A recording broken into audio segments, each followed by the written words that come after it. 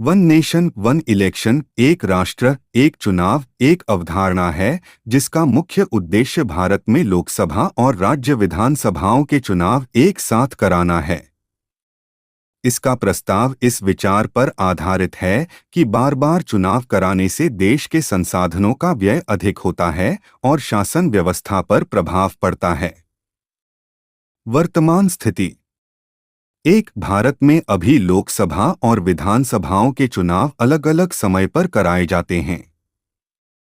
इससे हर कुछ महीने में किसी न किसी राज्य में चुनाव होते रहते हैं।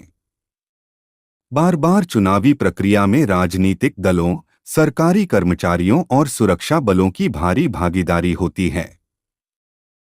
2. वन नेशन वन इलेक्शन का मुख्य उद्देश्य खर्च में कमी, चुनाव कराने में करोड़ों रुपए खर्च होते हैं।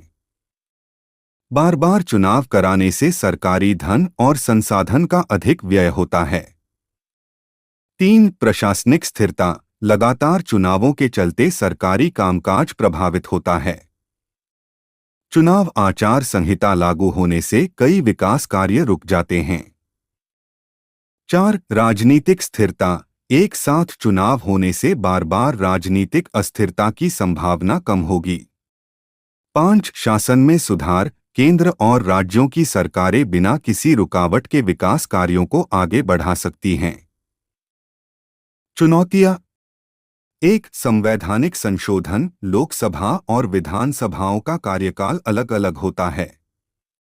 इसे एक साथ लाने के लिए संविधान के अनुच्छेद 83 और 172 में संशोधन की आवश्यकता होगी। 2. सहमति की कमी, राजनीतिक दलों के बीच आम सहमति बनाना एक बड़ी चुनौती है।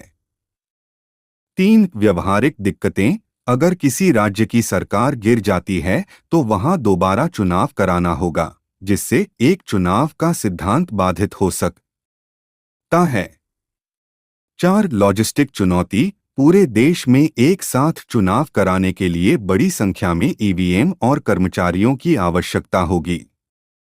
ऐतिहासिक परिप्रेक्ष्य 1952, 1957, 1962 और 1967 में भारत में लोकसभा और विधानसभाओं के चुनाव एक साथ हुए थे।